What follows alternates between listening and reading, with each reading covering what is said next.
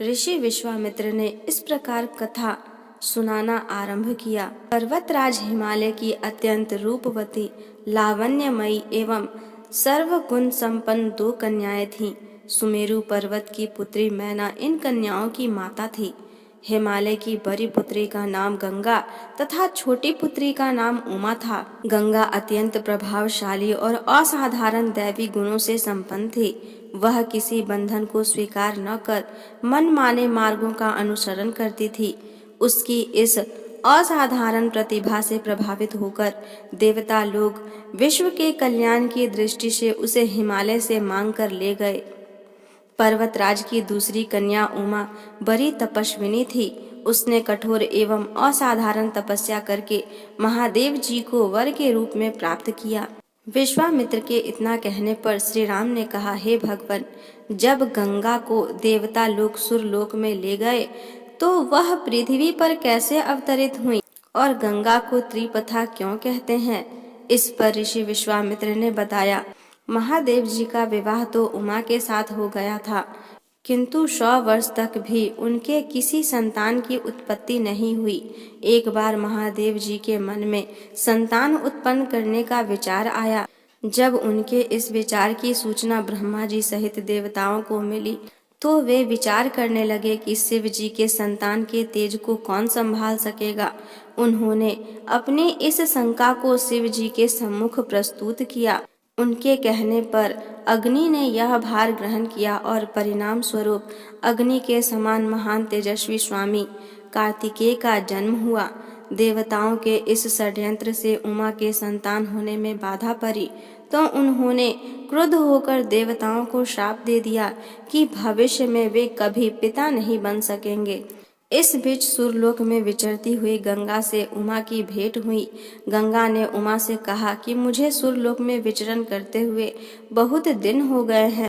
मेरी इच्छा है कि मैं अपनी मातृभूमि पृथ्वी पर विचरण करूं।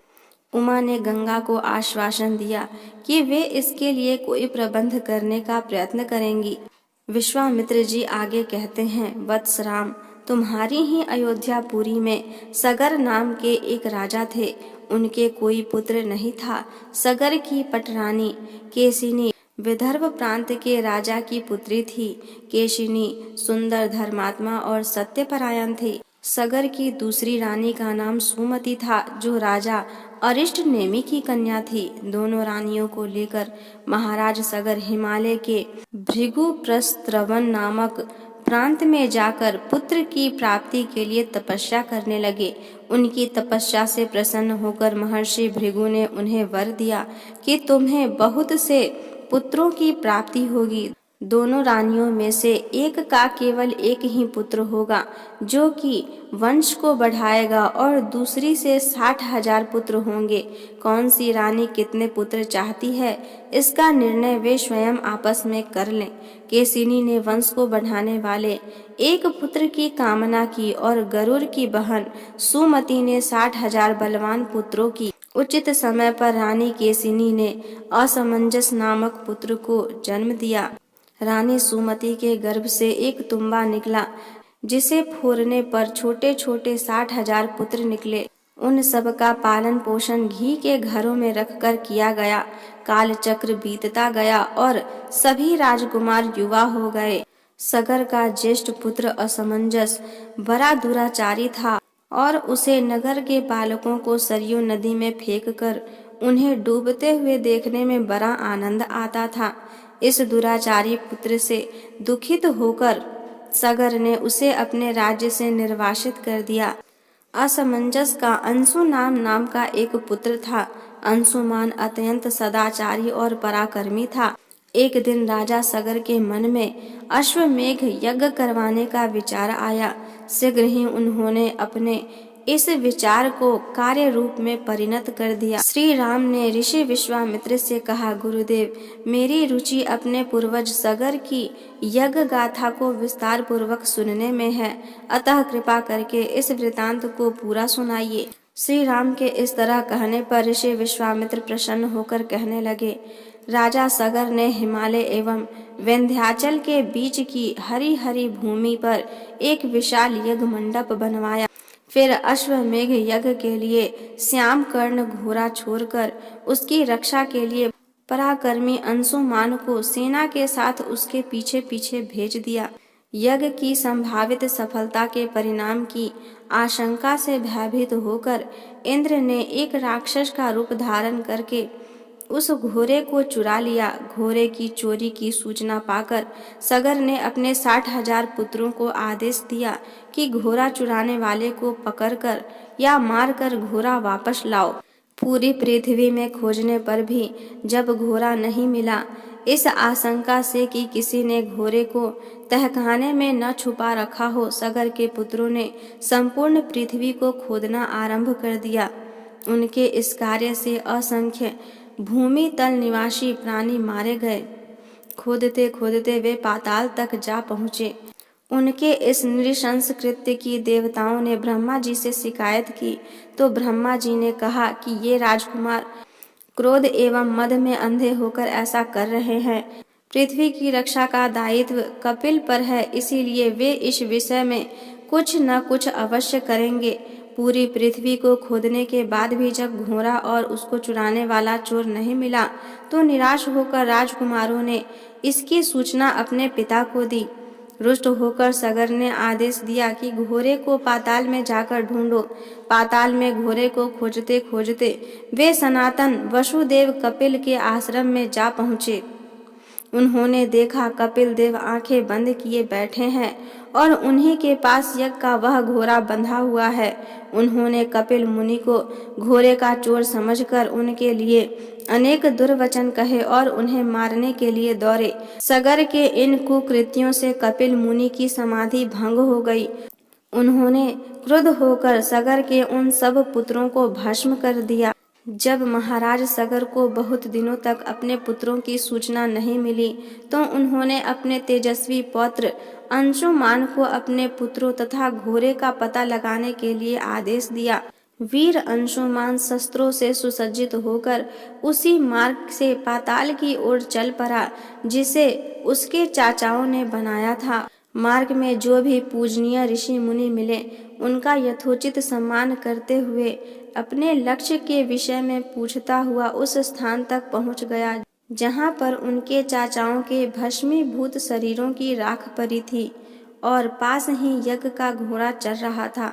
अपने चाचाओं के भस्मीभूत शरीर को देखकर उसे बहुत दुख हुआ। उसने उनका तर्पण करने के लिए जलाशय की खोज की किंतु उसे कहीं जलाशय दिखाई नहीं पड़ा। तभी उसकी दृष्टि अपने चाचाओं के मामा गरुड़ पर पड़ी। उन्हें सादर प्रणाम करके अंशुमान ने पूछा कि बाबा जी, मैं इनका तर्पण करना चाहता हूँ। पास में यदि कोई सरोवर हो तो कृपा करके उसका पता बताइए। यदि आप इनकी मृत्यु के विषय में कुछ जानते हैं तो वह भी मुझे बताने की कृपा करें। गरुड़ जी ने बताया कि किस प्रकार उसके चाचाओं ने कपिल मुनि के साथ उद्दंड व्यवहार किया था, जिसके कारण कपिल मुनि ने उन सबको भस्म कर दिया। इसके पश्चात गरुड़ जी ने अंशुमान से कहा, ये सब अलौकिक शक्ति वाले दिव्य पुरुष के द्वारा भस्म किए गए हैं, अतः लौकिक जल से तर्पण करने से इनका उद्धार नहीं होगा। केवल हिमालय की ज्येष्ठ पुत्री गंगा के जल से ही तर्पण करने पर इनका उद्धार संभव है। अब तुम घोड़े को लेकर वापस चले जाओ जिससे कि तुम्हारे पितामह का यज्ञ पूर्ण हो सके। गरुड़ जी की आज्ञा अनुसार अंशुमान वापस अयोध्या पहुँचे और अपने पितामह को सारा वृतांत सुनाया। महाराज सगर ने दुखी मन से यज्ञ पूरा किया। वे अपने पुत्रों का उद्धार करने के लिए गंगा को पृथ्वी पर लाना चाहते थे, पर ऐसा करने के लिए उन्हें कोई भी युक्ति न सूझी। थोड़ा रुककर ऋषि विश्वामित्र ने कहा, महाराज सगर के देहांत के पश्चात अंशुमान बड़ी न्यायप्रियता के साथ शासन करने लगा। अंशुमान के परम प्रतापी पुत्र दिलीप हुए। दिलीप के वयस्क हो जाने पर अंशुमान दिलीप को राज्यभार सौंपकर हिमालय की कंदराओं में जाकर गंगा को प्रसन्न करने के लिए तपस्या करने लगे, किंतु उन्हें सफलता प्राप्त नहीं हो पाई और उनका स्वर्गवास हो गया। इधर जब राजा दिलीप का धर्मनिष्ठ पुत्र भगीरथ बड़ा हुआ तो उसे राज्य का भार सौंपकर दिलीप भी गंगा को पृथ्वी पर लाने के लिए तपस्या करने चले गए, पर उन्हें भी मनवांछित फल नहीं मिला। भगीरथ बड़े प्रजावत्सल राजा थे, किंतु उनकी कोई संतान नहीं हुई। इस पर वे अपने राज्य का भार मंत्रियों को सौंपकर स्वयं गंगावतरण के लिए गोकर्ण नामक तीर्थ पर जाकर कठोर तपस्या करने लगे। उनकी अभूतपूर्व तपस्या से प्रसन्न होकर ब्रह्मा जी ने उन्हें वर मांगने के लिए कहा। भगीरथ ने ब्रह्मा जी से कहा कि हे प्रभु, यदि आप मुझ पर प्रसन्न हैं तो मुझे यह वर दीजिए कि सगर के पुत्रों को मेरे प्रयत्नों से गंगा का जल प्राप्त हो, जिससे कि उनका उद्धार हो सके। इसके अतिरिक्त मुझे संतान प्राप्ति का भी वर दीजिए, ताकि इक्ष्वाकु वंश नष्ट न हो। ब्रह्मा जी ने कहा कि संतान का तेरा मनोरथ शीघ्र ही पूर्ण होगा, किंतु तुम्हारे मांगे गए प्रथम वरदान को देने में कठिनाई यह है कि जब गंगा जी वेग के साथ पृथ्वी पर अवतरित होंगी तो उनके वेग को पृथ्वी संभाल नहीं सकेगी। गंगा जी के वेग को संभालने की क्षमता महादेव जी के अतिरिक्त किसी में भी नहीं है। इसके लिए तुम्हें महादेव जी को प्रसन्न करना होगा। इतना कहकर ब्रह्मा जी अपने लोक को चले गए। भगीरथ ने साहस नहीं छोड़ा। वे 1 वर्ष तक पैर के अंगूठे के सहारे खड़े होकर महादेव जी की तपस्या करते रहे। केवल वायु के अतिरिक्त उन्होंने किसी अन्य वस्तु का भक्षण नहीं किया। अंत में इस महान भक्ति से प्रसन्न होकर महादेव जी ने भगीरथ को दर्शन देकर कहा, हे भक्त श्रेष्ठ, हम तेरी मनोकामना पूरी करने के लिए गंगा जी को अपने मस्तक पर धारण करेंगे। इसकी सूचना पाकर विवश होकर गंगा जी को सुरलोक का परित्याग करना पड़ा। उस समय वे सुरलोक से कहीं जाना नहीं चाहती थीं। इसीलिए वह यह विचार करके कि मैं अपने वेग से शिव जी को बहाकर पाताल लोक तक ले जाऊंगी, वे भयानक वेग से शिव जी के सिर पर अवतरित हुई। गंगा जी के इस वेगपूर्ण अवतरण से उनका अहंकार शिव जी से छुपा न रहा। महादेव जी ने गंगा की वेगवती धाराओं को अपने जटाजूट में उलझा लिया। गंगा जी अपने समस्त प्रयत्नों के बाद भी महादेव जी की जटाओं से बाहर न निकल सकी। गंगा जी को इस प्रकार शिव जी की जटाओं में विलीन होते देख भगीरथ ने फिर शिव जी की तपस्या की। भगीरथ की इस तपस्या से प्रसन्न होकर भगवान शंकर ने गंगा जी को हिमालय पर्वत पर स्थित बिंदुसर में छोड़ा। छूटते ही गंगा जी 7 धाराओं में बट गईं। गंगा जी की 3 धाराएं हलादिनी, पाविनी, नलिनी पूर्व की ओर प्रवाहित हुई। सुचक्षु, सीता और सिंधु नाम की 3 धाराएं पश्चिम की ओर बहीं और 7वीं धारा महाराज भगीरथ के पीछे पीछे चली। जिधर जिधर भगीरथ जाते थे उधर उधर ही गंगा जी जाती थीं। स्थान स्थान पर देव, यक्ष, किन्नर, ऋषि, मुनि आदि उनके स्वागत के लिए एकत्रित हो रहे थे। जो भी उस जल का स्पर्श करता था भव बाधाओं से मुक्त हो जाता था। चलते चलते गंगा जी उस स्थान पर पहुंची जहां ऋषि जहनु यज्ञ कर रहे थे। गंगा जी अपने वेग से उनके यज्ञशाला को संपूर्ण सामग्री के साथ बहाकर ले जाने लगी। इससे ऋषि को बहुत क्रोध आया और उन्होंने क्रुद्ध होकर गंगा का सारा जल पी लिया। यह देखकर समस्त ऋषि मुनियों को बड़ा विस्मय हुआ और वे गंगा जी को मुक्त करने के लिए उनकी स्तुति करने लगे।